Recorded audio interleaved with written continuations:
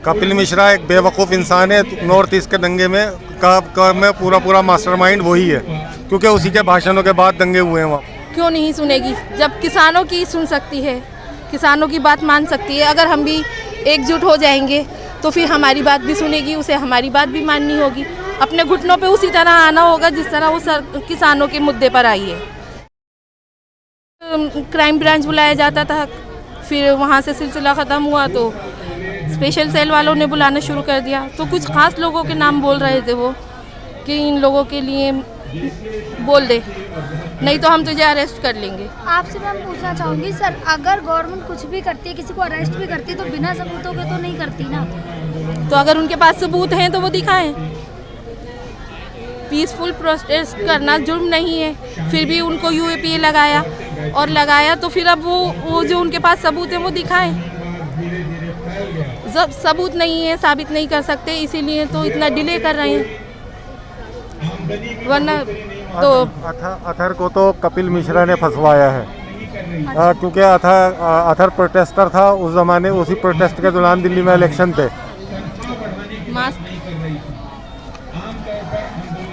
जब प्रोटेस्ट चल रहा था उसी ज़माने में दिल्ली में इलेक्शन थे। क्योंकि अथर जो है आम आदमी का कार्यकर्ता था। पिछली इलेक्शन में कपिल मिश्रा को उसको जितवाने में उसने अहम रोल अदा करा। उसको सोशल मीडिया पे बहुत वायरल करके उसको इलेक्शन जितवाया। इस बार उसने बीजेपी में चला गया कपिल मिश्रा, तो अथर को फ़ोन आया उसका 8 जनवरी के आसपास, तो अथर ने उसको उसका साथ देने से मना कर दिया। उसी का बदला लेते हुए कपिल मिश्रा ने शायद प्रेशर डाला है क्राइम ब्रांच पर और स्पेशल सेल पर उसको गिरफ्तार कराने में। अच्छा, मतलब उसने ट्वीट किया था दंगे के 2-3 दिन बाद, और अथर का फोटो डाला था कि ये लड़का है अथर खान, ये लाया था भीड़ दंगा कराने के लिए, दंगे के लिए ये जिम्मेदार है।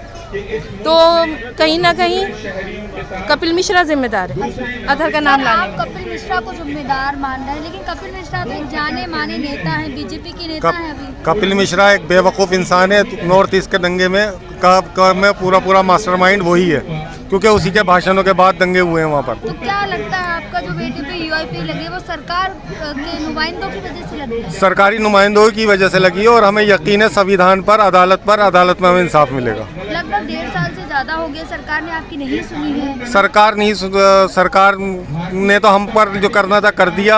अब अदालत में मामला है और अदालत में टाइम लगता है। आप अपने बेटे से मिलने जाते हैं तो बिल्कुल क्या लगता है आपको? नहीं, हमें ये लगता है कि मासूम है। मासूम है। नहीं, सिफारिश का क्या मतलब है? जब मेरा बेटा मासूम है और जितने भी प्रोटेस्टर हैं वो सब मासूम हैं, तो वो इज्जत के साथ वापस आएंगे और ये सरकार जो है जलील होगी। लगभग कितने लोग अभी सिया आंदोलन के हैं जो जेल में हैं? 16-17 लोग हैं शायद, है ना? हाँ, प्रोटेस्टर्स जो सारे लोग आप यहाँ पे जंतर मंतर पे अभी तो बाकी लोगों की फैमिली भी है। बाकी लोगों की फैमिली भी आई नहीं है।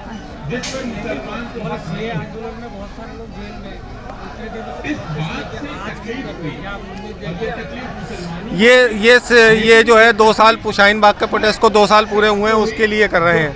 और ये सरकार को याद दिला रहे हैं कि जिस दिन ये कोविड का खतरा खत्म हो जाएगा, ये आंदोलन फिर सड़कों पे शुरू होगा। बोल तो रही है दिल्ली पुलिस की पहरा बहुत ज़्यादा सख्त कर दिया गया है, खास करके शाहीन बाग के इलाकों में।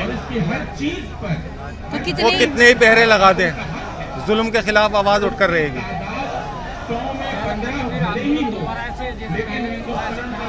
उससे भी ज़्यादा जोर पे होगा, क्योंकि जितने भी लोगों से मैं मिला हूँ जो CAA NRC के विरोध में गिरफ्तार हुए हैं, जिन पर यूएपी है और दूसरी धाराओं में केस दर्ज हैं, उनके हौसले और पहले से ज़्यादा बुलंद हैं।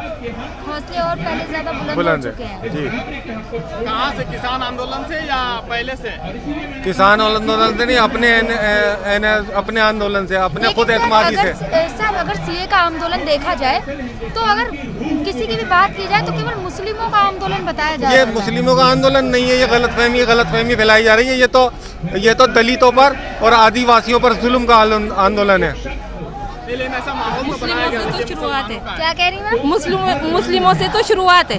अच्छा, मुस्लिमों से शुरुआत हुई उन्होंने थी। शुरुआत की थी और ये लड़ाई पूरे भारतवासियों के लिए है, दलितों के लिए, आदिवासियों के लिए, पिछड़े लोगों के लिए। लेकिन सर अगर बीजेपी की मानी जाए तो बीजेपी के कुछ नुमाइंदे तो अब भी यही कहते हैं कि ये केवल मुस्लिमों का आंदोलन है। ये जो है ये भ्रम फैला रहे हैं, ये भ्रम फैला रहे हैं। ये वही फांसीवाद लाते थे जो आज से सैकड़ों साल पहले था, कहना अपना गुलाम बना के रखना, अधनंगा औरतों को रखना, ये उसी तरह लाना चाह रहे हैं। अच्छा सर, आपने सीधे बीजेपी के नेता पे आरोप लगाया, कपिल मिश्रा जैसे उसने ही ट्वीट करा था अथर का फोटो डालकर कि इसका मास्टरमाइंड है, उसी ने ट्वीट करा था, उसी ने अथर पे इल्जाम लगाया था सबसे पहले।